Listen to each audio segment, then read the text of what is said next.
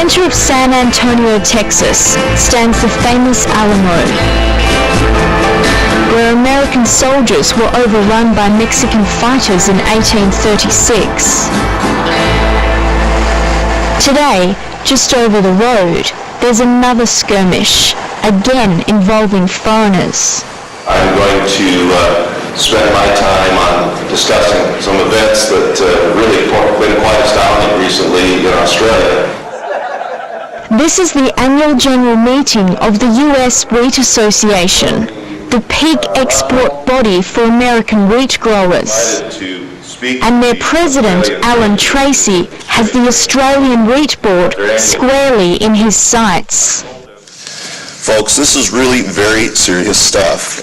We're talking about a wheat company that was the largest single source of kickbacks to the Sadaam Hussein regime under a program that was designed for humanitarian purposes. Kickbacks that NBC has reported could be funding the insurgent attacks against our soldiers yet today and against Australian soldiers. Tracy is one of the most powerful players in US wheat circles, and he's clearly been following events in the coal inquiry very closely.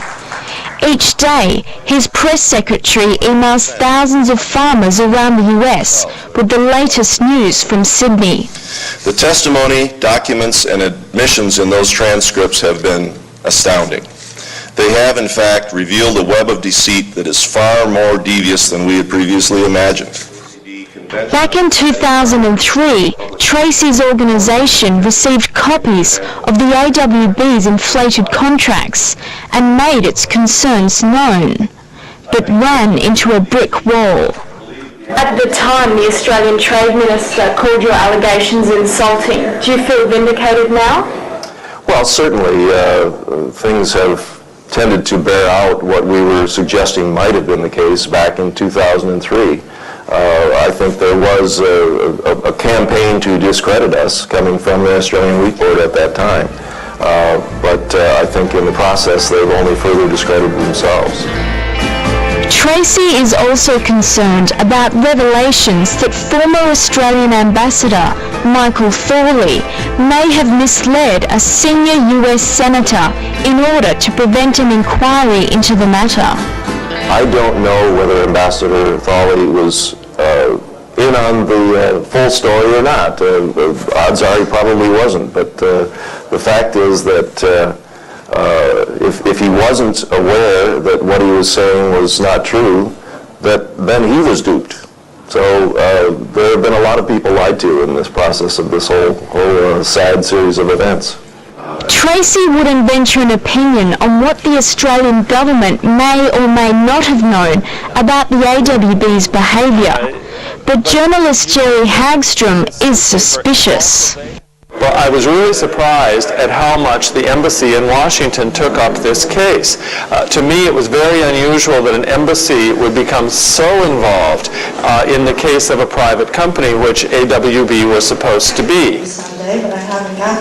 In late 2003, Hagstrom was the first journalist to break the story of the AWB's kickbacks to Sadaam. At the time, Ambassador Thorley described Hagstrom as a rogue journalist. The funny thing is that I write for a very establishment publication, the National Journal and National Journals Congress Daily, as well as other agricultural publications that farmers read. And I would say that we're not exactly a fly-by-night operation. I wondered at the time if Rupert Murdoch's companies got into trouble, or if an Australian mining company got into trouble, would the Australian embassy take up their cause with the same vigor?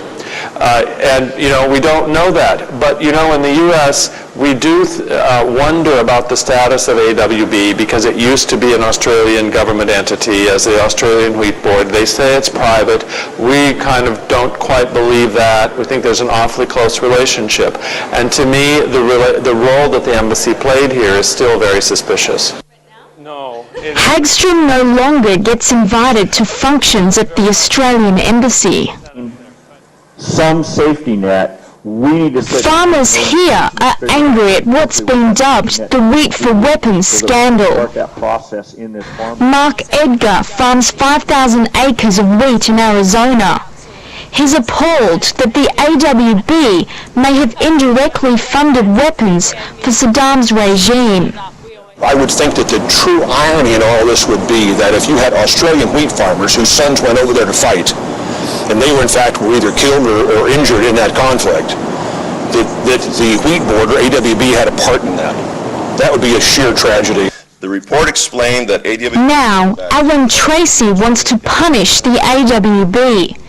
He's calling for the wheat board to be all but banned from operating in the US, home to the world's largest wheat futures exchange. First, suspend the AWB monopoly from participating in the U.S. futures markets.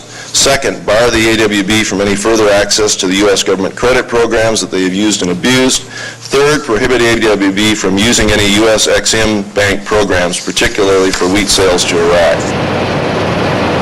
If that wasn't enough, Tracy is also calling for something that will enrage most Australian wheat growers. He wants the AWB's single-desk monopoly abolished.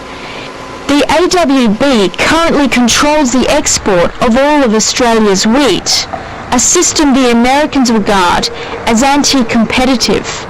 Dismantling the single desks has been an important part of our goals for a long period of time. This series of events may hasten that along. We hope that the Australians themselves are going to see that this monopoly is an archaic thing which is not in the long-term benefit of Australian farmers. We could be on a more level playing field, that's for sure. Why is it Because they were selling from a single desk seller, you know. And then, of course, and then going against all the international rules and stuff, which is really bad, and trying to be a good friend of the world and then come in from the back door and pull something like that. That's just about unforgivable. Every farmer here would like to see an end to the AWB monopoly. But why wouldn't they? They know that if Australia falters, they're the ones who reap the rewards. Are you looking forward to markets that might open up now as a result of the AWB scandal?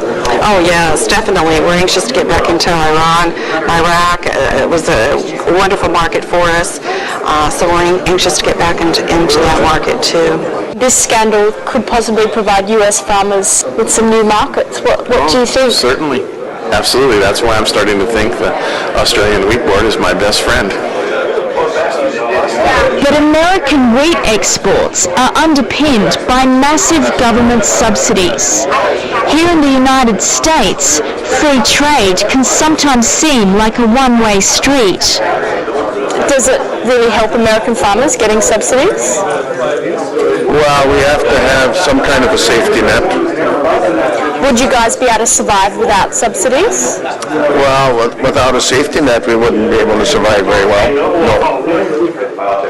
A safety net that over the last 10 years has benefited US wheat farmers to the tune of $20 billion US.